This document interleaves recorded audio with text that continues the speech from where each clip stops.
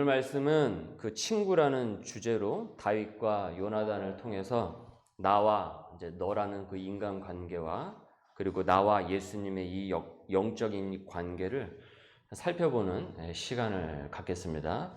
그래서 오늘 말씀의 주제는 인간관계와 영적 관계를 살펴보는 시간이 되겠습니다. 우리가 아주 친한 친구 사이를 일컬어서 절친이라고 하죠. 절친이라고 합니다. 이제는 꽤 오래전 고전 영화가 되었죠. 친구라는 영화가 아주 크게 히트를 쳤는데 거기서 나온 유명한 대사가 우리 친구 아이가 였습니다. 기억나십니까? 물론 다른 대사도 또 있죠. 마에 무엇다라는 대사도 있었죠. 사람들이 그 영화를 많이 본 이유가 영화의 내용도 내용이지만은 이 친구라는 그 제목에 끌려서 친구끼리 보거나 단체로 이제 그 동창들끼리 봤다라고 하죠. 그래서 거의 1000만 명에 육박할 정도로 이 관객 수를 그때 당시에 이제 기록을 하게 되었는데, 사람이 여러분 살면서 이 배우자를 만나는 것만큼이나 중요한 것이 있는데 진짜 친구를 만나는 것입니다. 진짜 좋은 친구를 만나는 것이 굉장히 중요합니다. 내가 기댈 수 있고 의지할 수 있고 이 속마음을 이렇게 털어놓을 수 있는 그런 친구 3명만 있어도 인생이 외롭지 않다고 했습니다. 교회 성장학에서도 보면은 교회 시설이나 설교자의 설교가 다소 부족하다고 할지라도 새신자에게 절친한 교인 3명만 딱 붙으면은 그 새신자가 정착이 아주 쉽게 이루어진다는 통계가 있을 정도예요. 여러분은 어떻습니까? 여러분 진정 그런 친구가 있는 것 같으세요? 네. 내 주변에? 네. 아멘이시죠? 몇 명이나 있는 것 같습니까? 웬만해서는 내 집안 사정까지 다 털어놔도 부담되지 않는 친구 한 2-3명 이상은 다들 있으실 것이라고 이제 생각이 들어요. 오늘 말씀의 주인공 이 다윗에게도 아주 친한 이 절친이 있었습니다. 자기의 이 생명까지도 친구를 위해서라면 버릴 수 있는 그런 친구가 있었어요. 그의 이름은 요나단, 영어식 이름은 조나단. 18장 3절입니다. 요나단은 제 목숨을 아끼듯이 다윗을 아끼어 그와 가까운 친구로 지내기로 굳게 언약을 맺고 라고 했습니다. 이 요나단은 다윗을 자기 생명처럼 여길 정도였다라고 해요. 얼마나 친구를 아꼈는지. 부럽죠. 이런 친구가 있다라는 것이. 이렇게 요나단이 다윗을 이 피를 나눈 형제만큼 더 우애에 있고 절친하게 되었던 장면들을 우리가 성경을 보게 되면은 이 속속 이제 볼 수가 있거든요. 그런 구절들을. 그런데 사실 이 다윗과 요나단은 사실은 친해지기가 힘든 신분의 차이가 있었어요. 다윗은 시골에서 양을 치던 어떻게 보면 시골뜨기에 불과했고, 요나단은 이스라엘 초대 왕이었던 사울의 이 아들이었습니다. 그러니까 요나단은 왕자였어요. 이 백마탄 왕자였다는 얘기예요. 당시에는 이 신분 차이가 엄연히 더 심할 때니까 감히 이 평민이 이 왕자와 친구가 된다라는 것은 보기 드문 일이죠. 그리고 이름부터가 어떻습니까? 조나단. 왕자님 이름 같죠? 뭔가 다윗. 영어로 데이빗인데 왠지 이름이 거칠어 보여요. 조나단에 비하면. 그런 와일드한 느낌이 들어요. 데이빗 하면은 베컴만 생각나지 이 왕자 생각은 나지 않습니다. 여하튼 이 둘은 친해지기가 힘든 신분적인 그 차이가 있었는데 그들이 우정을 쌓을 수 있었던 그 계기가 있었어요. 뭐냐면 다윗과 요나단이 처음 만난 곳이 어디였었냐면 이 골리앗과의 그 전투의 그 현장이었어요. 그 현장에서 그때 서로 처음 만났습니다. 40일 동안이나 이 블레셋에 질질 끌려다니면서 이 골리앗을 앞세우고 나온 이 블레셋 때문에 이스라엘이 완전 사면초가의 상황에 몰렸단 말이죠. 그런데 누군가 나타나서, 전도사님 에코를 줄여주십시오. 에코를 확 줄여주세요. 자, 누군가 나타나가지고 나타나서 이 골리앗에 대해서 기백 있게 너는 칼과 창과 단창으로 내게 오지만은 나는 만군의 여호와의 이름, 네가 모욕하는 하나님의 이름으로 네 앞에 내가 가노라 하면서 용기 있게 소리치는 사람이 있었는데 바로 그 사람이 바로 다윗이었던 거예요. 우리가 지난번에도 우리가 말씀을 상고했던 바와 같이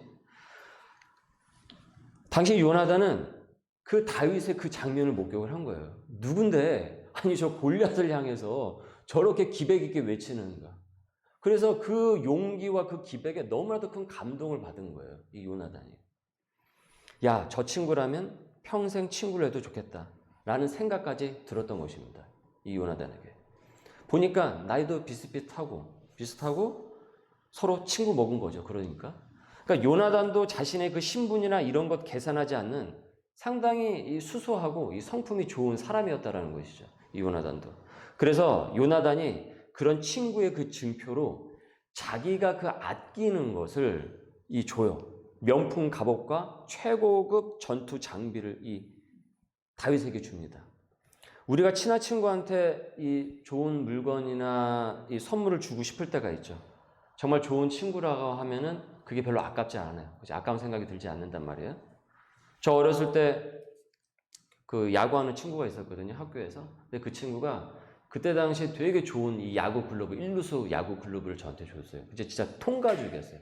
제가 그 야구 글러브를 15년 이상 갖고 있었어요. 정말 그게 너덜너덜해질 때까지. 그 정도로 좋은 선물을 저한테 줬는데, 그러니까 요나단도 지금 다윗에게 준 거예요. 이 자기의 이 아끼던 것을 자기에게 준 거죠. 너 아까 골리앗하고 붙었을 때, 야, 진짜 멋있더라. 진짜 너 용감하더라. 내가 선물 줄게. 이게 뭔데? 하면서 내가 아끼는 갑옷인데 이거 너 가져. 응? 조르단 알마냐. 이렇게 하면서 준 거다 이 얘기예요. 무슨 얘기인지 아시겠죠? 예. 다윗은 어떻습니까? 정말 든든한 친구를 얻은 거예요. 위치가 어떻습니까? 또 게다가 왕자지 않습니까? 보통 사람들이 유명한 친구만 있어도 이게 덩달아 어떻습니까? 이게 자기도 같이 이렇게 어깨도 좀 이렇게 올라가고 그러죠. 자랑하고 싶고 그런단 말이죠. 그런데 당시 이 왕자예요. 이 국가의 왕자입니다. 차세대 권력자라는 것이에요. 앞으로 왕이 될 후계자라는 것이죠. 여러분, 만약에 여러분 대기업 재벌 2세가 여러분의 아주 친한 친구입니다. 친한 친구예요. 너무 친해요. 좋습니까? 나쁩니까? 솔직히 말해보세요. 우리끼리니까. 좋잖아요. 솔직히 좋잖아요. 든든한 건 사실이잖아요. 나쁠 거 없지 않습니까? 그 친구가 내 친구라는데. 다윗 입장에서는 지금 엄청 큰 지원자를 얻은 거예요. 종종 버릇없고 사고치는 재벌 2세들, 철없는 2세들도 있지만 요나단은 그런 부류의 사람이 아니었다는 것이죠. 진실된 사람이었습니다. 아버지 사울은 엉망이었어요. 그런데 아들 요나단은 다행히 그 아버지의 나쁜 품성을 닮지 않았어요. 그러니까 이것만 본다고 할지라도 아비가 그렇다고 해서 부모가 그렇다고 해가지고 꼭 자식이 그 모습을 꼭 물려받는 것도 아니라는 것을 우리가 알 수가 있죠. 신앙적으로도 상당히 고든 사람이었다는 것이죠. 이 요나단이. 근데 이런 좋은 친구가 여러분 그냥 생기겠습니까? 다윗이니까 요나단이라는 친구가 붙은 것이죠. 특히 요나단이 골리앗 사건 이후로 다윗을 더 신뢰하게 된 일이 있었는데 뭐냐면 자신의 아버지 사울이 그토록 다윗을 막 죽이려고 하는 거예요. 그런데 그것에 대해서 절대 쿠데타 같은 그런 모사를 단 한 번도 꾸미지 않았어요. 이 다윗이 사울을 죽일 수 있음에도 불구하고 하나님 말씀에 순종을 해가지고 끝까지 그 죄를 짓지 않습니다.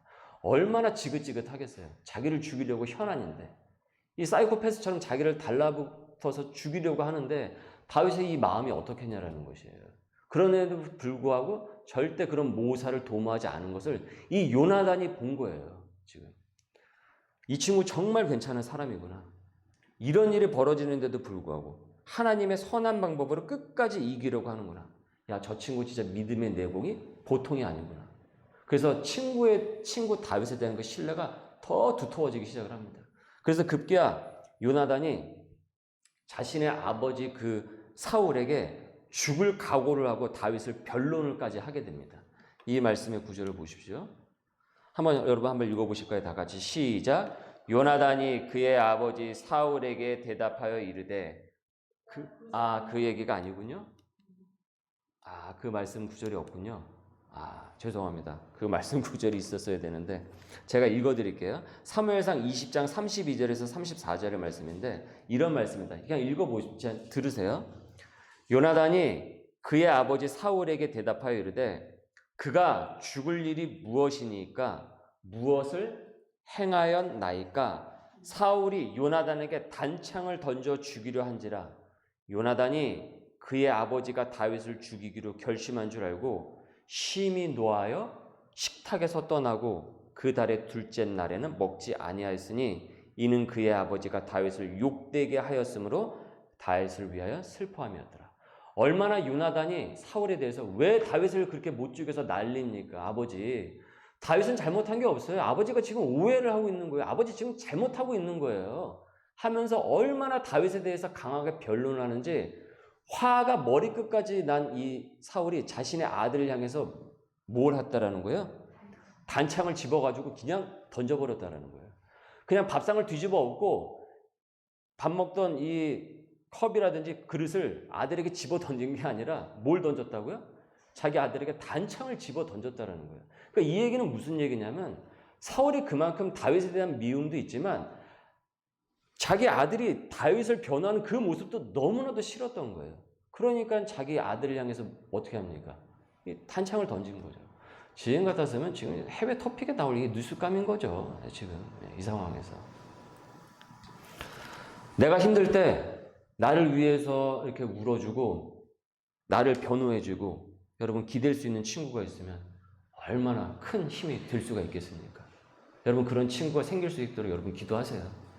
그런 친구가 생길 수 있도록. 정말 평생의 힘이 됩니다.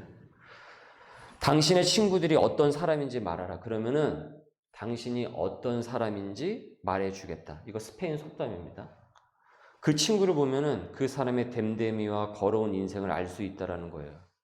여러분 진실된 사람 주변에 진실된 친구가 모이는 것이고 거짓되고 계산적인 사람 주변에는 거짓되고 계산된 그런 친구들만 친구라고 하는 사람들만 모이는 법입니다. 그래서 유유상종이라고 하죠. 끼리끼리라고 하죠. 무엇을 말하기 위한 것일까요? 나는 진실되지 못하고 공의롭지 않으면서 내 친구는 그렇지 않기를 바라는 것은 어불성설이라는 거예요. 그건 이기적이라는 것입니다.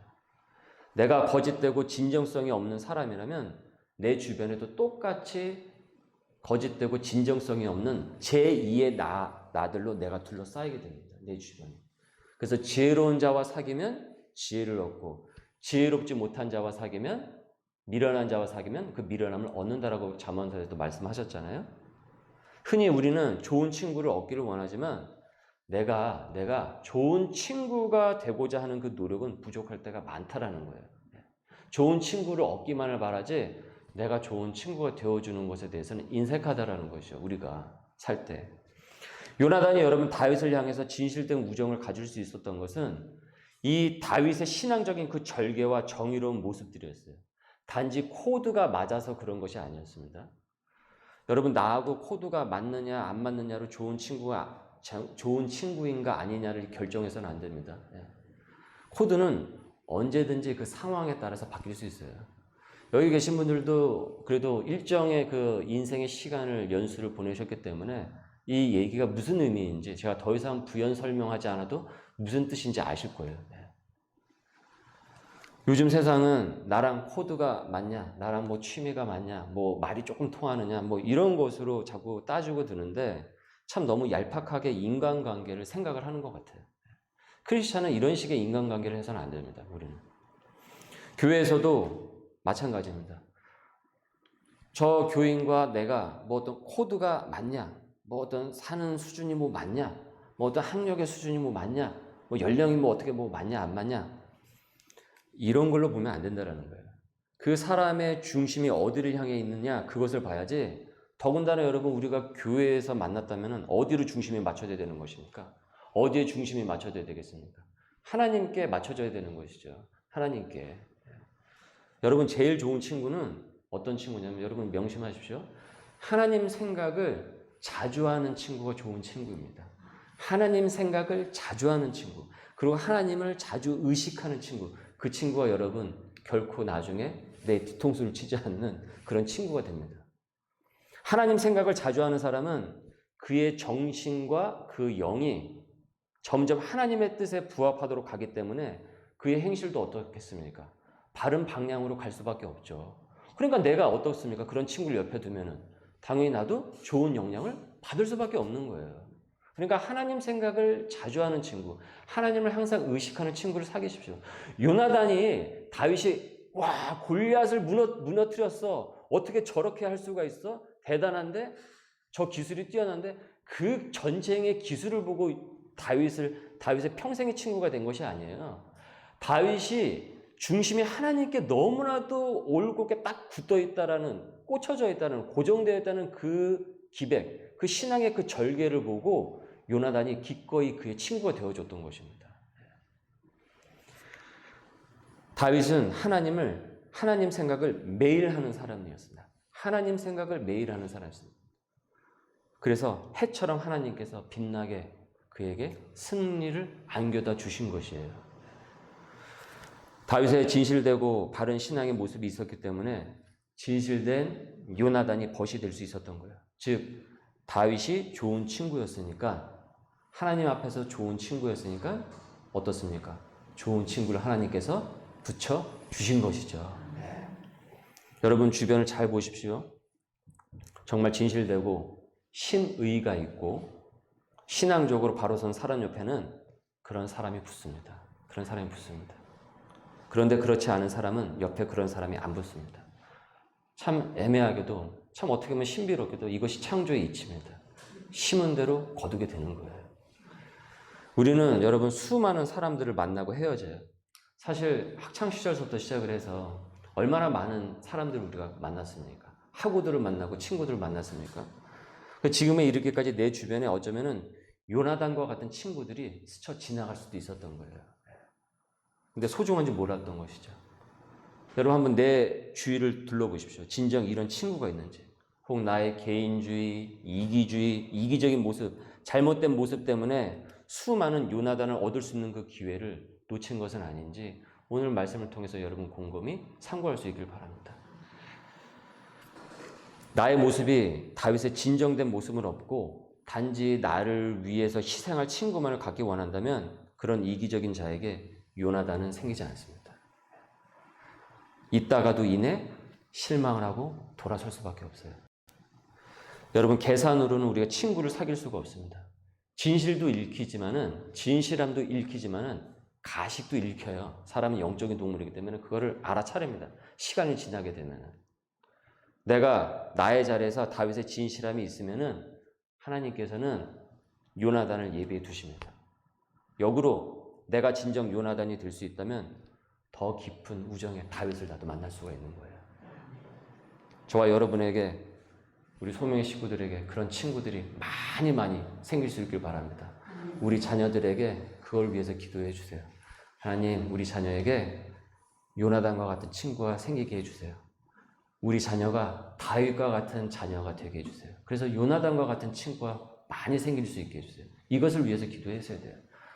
우리 애들 요번에 국영수 몇 점 물론 그것도 중요하죠. 네, 중요하지 않다고 할 수가 없어요. 저도 자녀를 키우니까 저도 성적에 관심이 있죠. 야, 이번에 어떻게 됐니? 어떻게 됐니? 하지만 가장 중요한 것은 우리 자녀가 좋은 하나님 안에서 좋은 친구를 맺는 것. 그게 굉장히 중요한 것입니다. 그런데 여러분, 오늘 말씀에 이어서 이 두 번째 주제를 또다시 보겠습니다.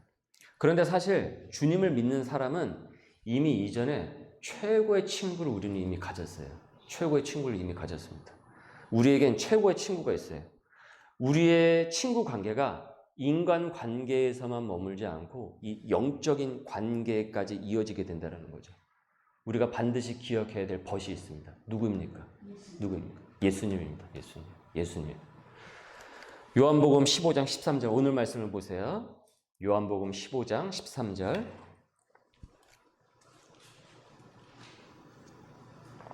한번 읽어보실까요? 시작. 사람이 친구를 위하여 목숨을 버리면 이보다 더 큰 사랑은 없나니. 15절입니다. 있습니다. 시작. 이제부터는 내가 너희를 종이라 부르지 하고 종은 주인이 무엇을 하는지 알지 못하느니라. 너희는 누구라 불렀니? 너희에게 알게 하였음이라. 아멘. 예수님은 우리를 위해서 십자가에서 어떻게 됐습니까? 돌아가셨죠. 예수님께서 친구가 되어주셔서 십자가에 못 박혀 죽는다라는 얘기를 이미 이전에 제자들에게 지금 이 말씀을 하신 거예요. 그 예수님이 우리의 친구가 되어주셨다라고 지금 말씀하고 있어요. 여러분, 이런 사랑과 은혜를 받은 우리가 저와 여러분입니다. 여러분 믿으십니까? 우리가 예수님을 친구로 둔 거예요. 그래서 오늘 찬양 부를 때 참 좋은 나의 친구라고 했잖아요. 그래서 그 가사가 바로 여기서 나온 거예요. 찬송가의 가사가. 우리를 위해 죽으셨대요. 요즘 세상에 여러분, 이 인색한 세상에 누가 나를 위해서 희생을 합니까? 누가 나를 위해서 죽습니까? 이 인색한 세상에, 갑박한 세상에. 저 살기도 바쁜데. 그런데 우리를 위해 죽으셨대요. 십자가에서. 그리고 그분이 직접 우리에게 말씀하세요. 내가 너희의 친구다. 친구를 위해 목숨을 버리면 이보다 더 큰 사랑이 없다. 이것을 십자가의 사랑으로서 우리에게 보여주신 것입니다. 이 친구가 바로 우리 예수님이시라는 거예요. 친구라는 한자의 뜻은 오래된 벗, 가깝고 오래 사귄 벗이라는 뜻이에요. 오늘 설교 말씀을 통해서 그리고 인터넷에 올려주고 나중에 이제 방송을 통해서 말씀을 듣는 분들 중에는 보통 예수를 믿은 지 10년, 20년 아니면은 모태신앙인 사람들도 적지 않을 거예요. 그런데 여러분 그런 생각해 보신 적 있는지 모르겠어요. 그 친구인 예수님을 내가 홀대했다고 생각하지 않냐라는 거예요. 홀대했다고. 우리 예수님께서는 나를 위해서 희생을 하시고 목숨을 버렸다고 했는데 나는 예수님의 진정한 친구였냐라는 것이죠. 내가 정말 예수님의 친구가 되려고 노력을 했냐라는 거죠. 혹 예수님의 속을 박박 긁어놓는 그런 친구는 아니었냐라는 거죠. 걱정을 자꾸 끼얹히는 그런 친구는 아니었냐라는 것이죠. 예수님께서는 자기의 목숨까지 주시지 않았습니까? 근데 예수님은 자기 목숨까지 주었는데 난 그분의 진정한 친구였던 적이 별로 없는 거예요. 근데 여러분 그거 아십니까? 아무리 좋은 친구가 내 옆에 있어도 내가 그 친구를 위해서 진심으로 그를 대하지 않고 소홀하게 대하고 그를 함부로 대하면 그 친구는 어느 순간 떠나갈 수도 있어요. 그렇죠? 그런 일이 일어날 수가 있죠. 물론 주님은 우리가 웨스트민스터 신앙 고백서에서 배웠던 바처럼 택함받은 사람, 택함받은 그 백성, 그 친구를 떠나시지 않습니다. 다른 친구들처럼 그렇게 떠나시진 않아요. 하지만 그렇다고 해서 우리가 함부로 아무렇게나 예수님을 대해도 된다라는 그런 죄를 범해도 된다라는 것은 아니에요. 여기에 우리가 면죄부를 줘서는 안 된다라는 거예요. 여러분 신앙에도 안전불감증이 있어요. 항상 주님은 내 옆에 계실 것이라는 거죠.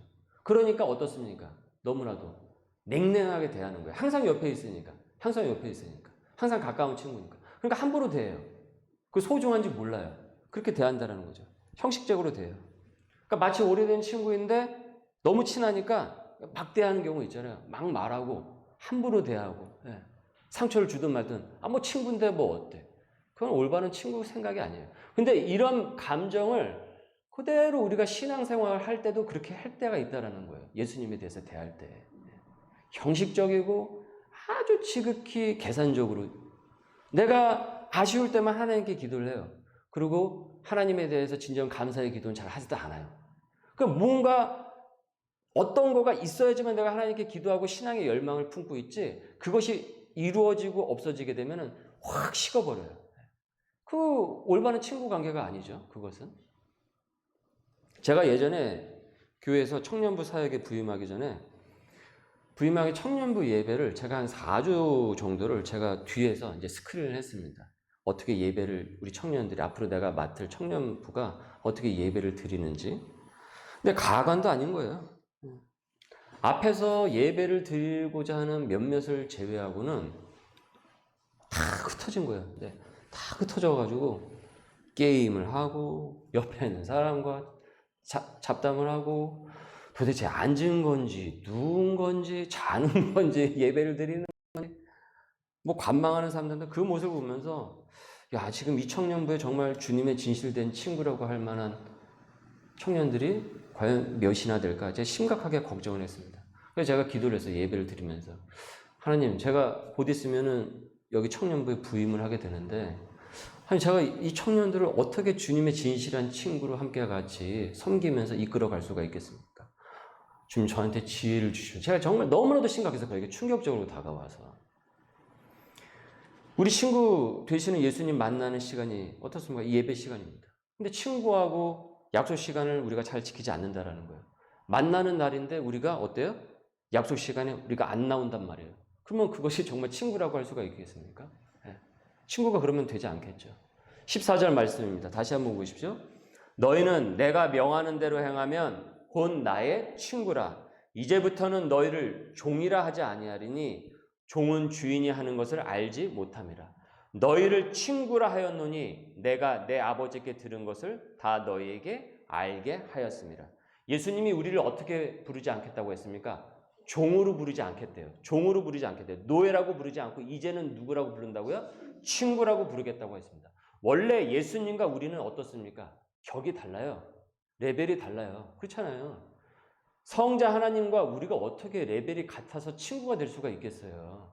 세상 사람들도 학력과 지형과 뭐 자기 사는 수준에 따라서 친구를 막 가려서 사귀는데 어떻게 예수님과 우리가 친구가 될 수 있겠냐라는 것이죠.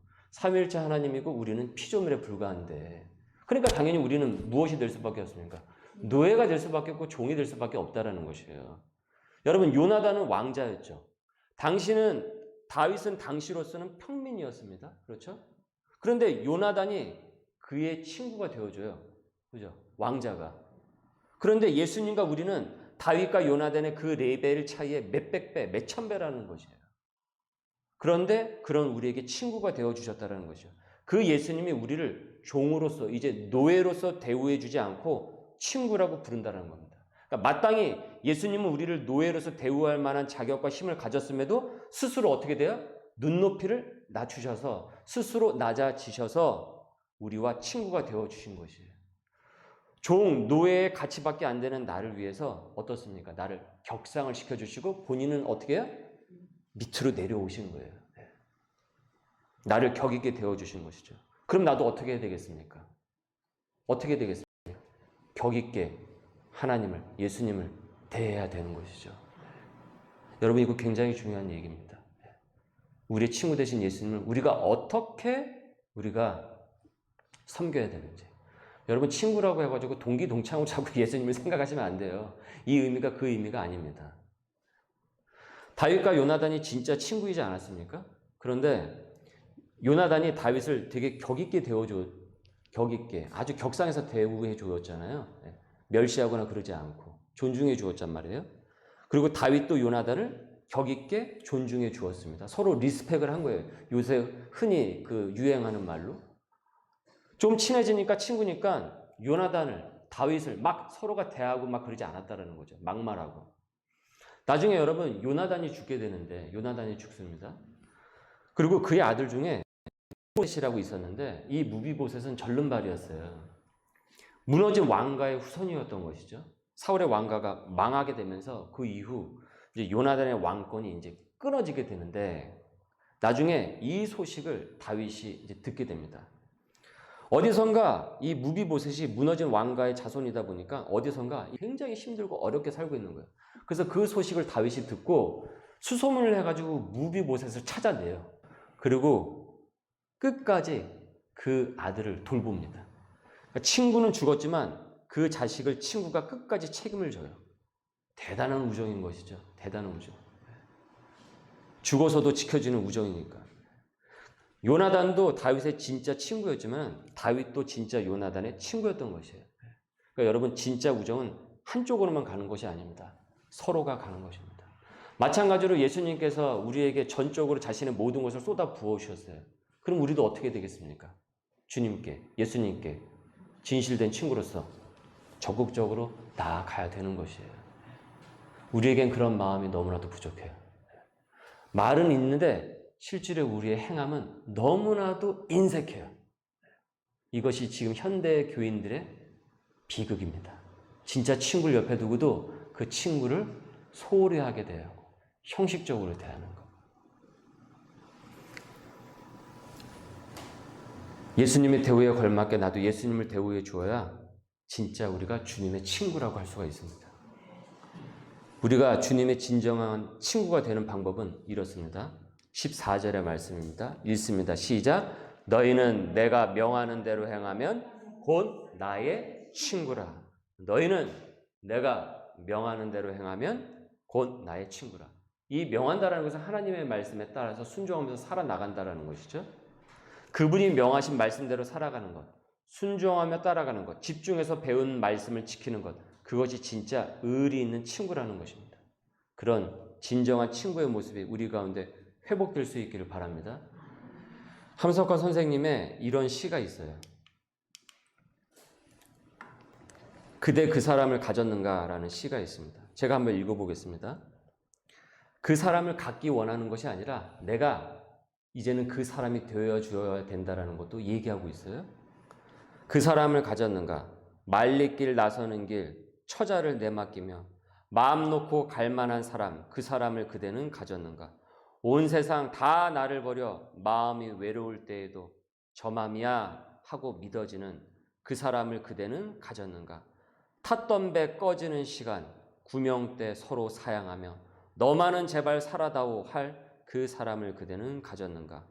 불의의 사형장에서 다 죽어도 너의 세상의 빛을 위해 저만은 살려두거라 일러줄 그 사람을 그대는 가졌는가? 함석헌 선생님은 이 진정한 친구가 있냐라고 우리에게 묻고 있지만은 여러분, 우리는 이 질문에 대해서 대답할 수가 있죠. 그렇죠? 우리는 이 시에 나온 훨씬 비교도 할 수 없는 최고의 친구를 가졌습니다. 저와 여러분의 최고의 친구 예수님이 있습니다. 그러니까 여러분, 외로워하지 마시고 고통스러워하지 마십시오. 친구에게 적극적으로 다가가십시오. 그 친구가 우리에게 큰 사랑과 우리를 보듬어 주시고 안아줄 것입니다. 마태복음 7장 11절입니다. 이런 말씀을 하고 있어요.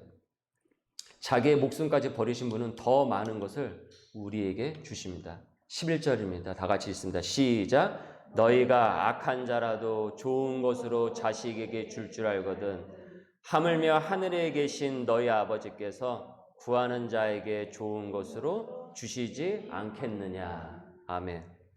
의리 있는 예수님의 진정한 친구가 여러분 될 수 있기를 바랍니다. 그리고 인간관계 속에서도 진실된 다윗, 진실된 그 요나단을 만날 수 있는 하나님 중심의 친구를 만날 수 있는 만남의 축복이 있으시길 주님의 이름으로 소망합니다. 기도하겠습니다. 우리 말씀에 잇대어 기도합니다. 주님, 인간관계에서 다윗과 요나단처럼 믿음의 친구가 되게 하여 주시고 믿음의 친구를 사귀게 하여 주시옵소서.